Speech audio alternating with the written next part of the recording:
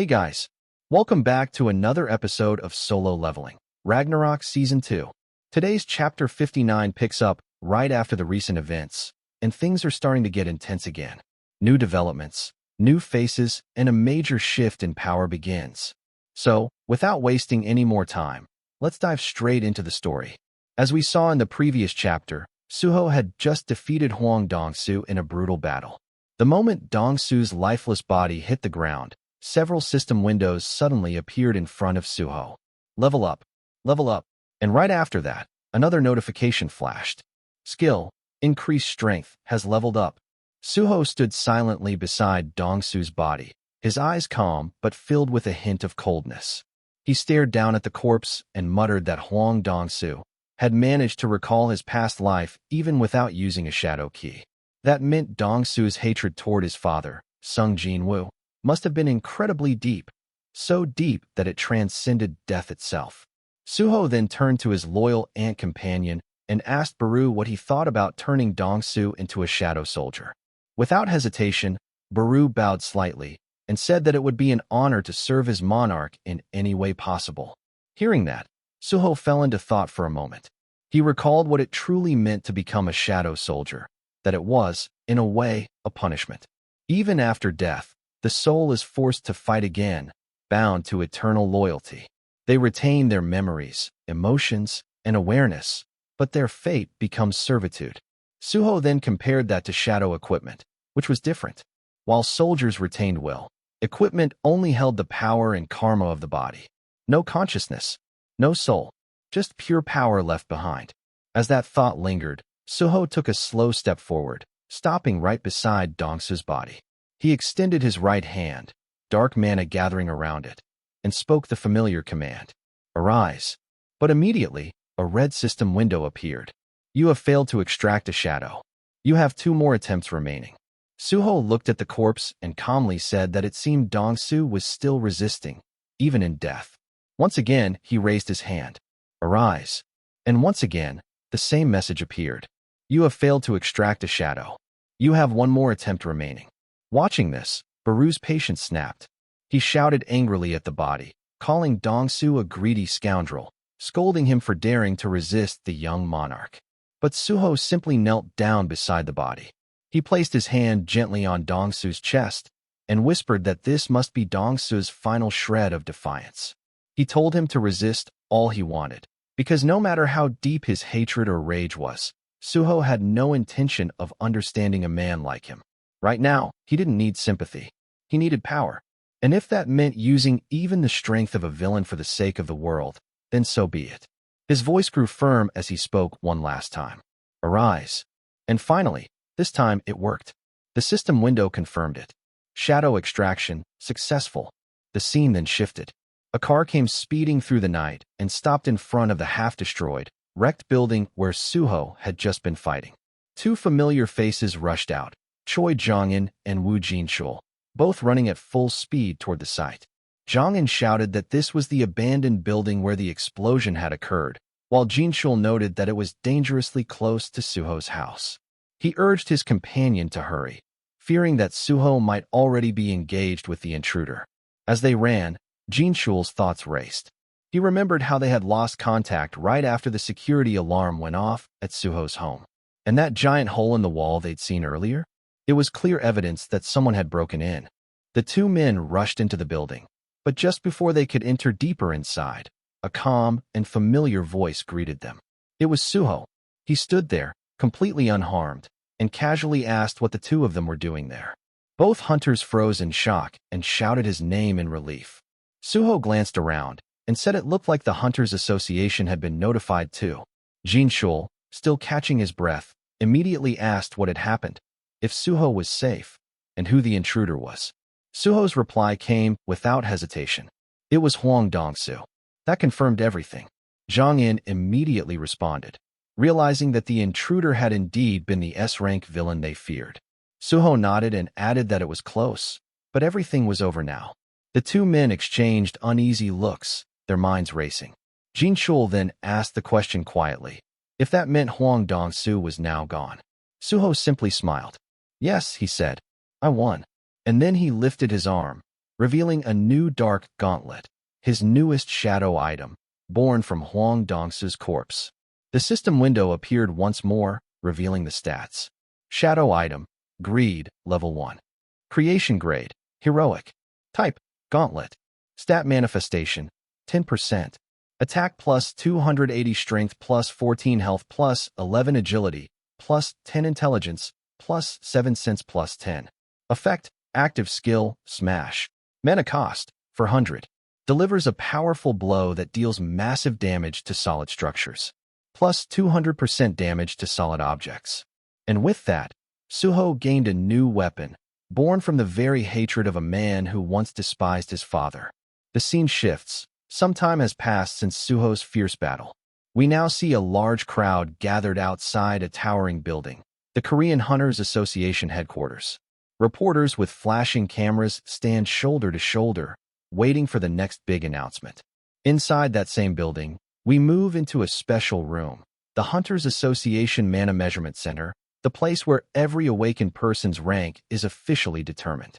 One hunter steps out of the testing room, his face full of disappointment. He mutters under his breath that after all the hype, he's just a D rank. His friend pats his shoulder and tells him not to worry, that even a D rank can still find work, maybe as a miner. Not every awakened needs to risk their life fighting monsters. A few seats away, another man is sitting with a notebook in hand, quietly observing everyone. His name, Kim Panseok, 37, unemployed awakener. He's been keeping count of every person who's gone through the test today. He thinks to himself, 4 D ranks and 2 E ranks so far.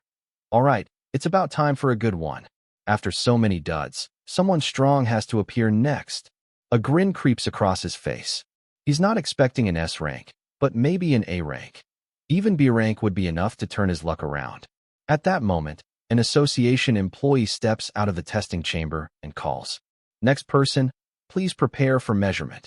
Kim glances at the man sitting next to him and realizes his turn will be after this one. He clenches his fists and prays silently. "Please, let this next guy be weak. An E rank at best." Then the announcer's voice echoes again. "Mr. Sung Suho, please come in." The man beside him stands up, tall, calm, and confident. It's Sung Suho himself. Moments later, Kim Panseok's own turn comes.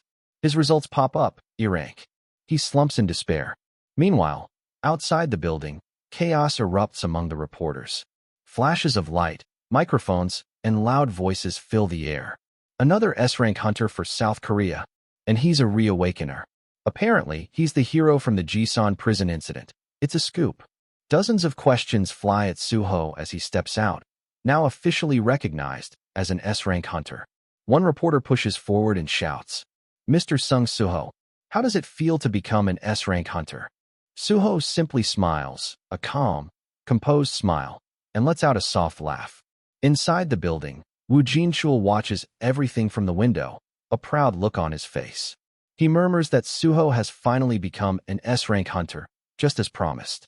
Nearby, other top-ranked hunters, Choi Jong-in, Baek Yoon-ho, and Lu Taiju, are gathered in a private meeting. Choi Jong-in remarks that this outcome was already expected. With Suho's rapid growth rate, he might even become a national-level weapon sooner than anyone imagined. But his tone soon turns serious. He says that now, with the foundation set, it's time to move to the next phase. Eliminating all remaining field-type dungeons in Korea, uniting every guild still standing, and eventually uniting hunters from around the entire world.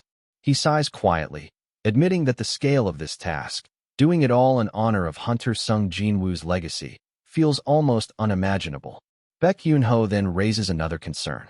He says that while they and Suho are focused on these missions, the group known as the Apostles of Iterum won't sit idle. Woo Jinchul adds more detail, explaining that the illegal material called star powder or star fragments continues to evolve and spread despite being banned. It almost seems like someone is leaking association movements to them, as if these apostles are hiding right under their noses. If that's true, then the Hunters Association has a serious problem. Jinchul warns that from now on, they'll need to narrow down the list of people they can truly trust, because their enemy is far more cunning than they ever imagined. Meanwhile, we see Park Dojin standing alone, his expression dark and serious as he watches Suho from afar. And then, in an instant, Park Dojin's figure vanishes into thin air. Scene shift to dungeon interior. A dark portal shimmered open, leading deep into a massive dungeon. Inside, Park Dojin stood surrounded by dozens of humans, all under his control, brutally butchering a monster. With a cold voice, Park Dojin ordered, "Enough." Instantly, everyone stopped moving. He then commanded, "Gather up." Now, all of them kneeled on one knee before him, their heads bowed. Park Dojin looked at them in silence, his mind filled with calculating thoughts. Park Dojin's thoughts. After Lee Min-sung, even A-rank hunters can no longer resist the star fragments. The problem is, those fragments still aren't refined enough to turn an S-rank into a believer. Since Sung Suho became an S-rank hunter, he's been expanding his reach, recruiting other guilds, uniting hunters. He even proposed a territory conquest game against me. A game where the side with stronger awakeners wins. If Suho's gathering all of Korea's S-ranks, then getting believers only in Korea would be pointless. Can I even win against him directly, instead of playing his game? With that monstrous growth rate, even if I use every believer I have, I might not win, he muttered under his breath. Once the fourth fragment arrives, then a dark smile formed on his lips. The fourth fragment. The power of darkness itself, it's already heading towards Sung Suho. I must win this game, no matter what it takes. The power of the fourth fragment will be mine. No, even the fifth fragment, I'll make that mine too. His eyes glowed with dangerous determination. Suddenly, a voice echoed behind him. "Oh, Hunter Park Dojin." A woman entered the hall. Her tone carried fake surprise. "It really is you. I never thought I'd run into you inside a dungeon." Park Dojin's expression darkened instantly, anger flaring in his eyes. The woman continued nervously. "Thank God. I got separated from my party. I'm so lucky. Can I join you for a bit?" Before she could finish, Park Dojin raised his hand, and with a sharp, invisible strike, her head was pierced clean through. Her body fell lifelessly to the ground. Park Dojin. The Reaper Guild owns this dungeon. Not just anyone can enter here. Who are you? Then, from the hole in her head, a golden light began to pour out. Small, insect-like creatures crawled from the wound, glowing faintly as they started repairing her body. Still lying on the ground, the woman spoke in a calm, chilling voice. "You've got good instincts." She slowly rose to her feet, her head healing rapidly, and her true form began to emerge. "Still, isn't it a bit rude to attack someone without even saying hello? Did you grow up somewhere without basic manners, Hunter Park Dojin? Or should I say, Apostle of the Iterum?" Park Dojin's teeth clenched. He growled, "I asked you who you are." The woman tilted her head. The upper part of her face, above the nose, was gone, an eerie void where her eyes should have been. She smiled. "Me? I'm Arsha." Her body shimmered as her appearance changed. "Let's just say, I'm a resident of this world, and I've come here to make you a proposal." And that wraps up today's chapter. Looks like the calm won't last much longer. Things are about to explode real soon. Make sure to like the video, subscribe if you haven't already, and turn on the bell icon so you don't miss what happens next. See you all in the next one.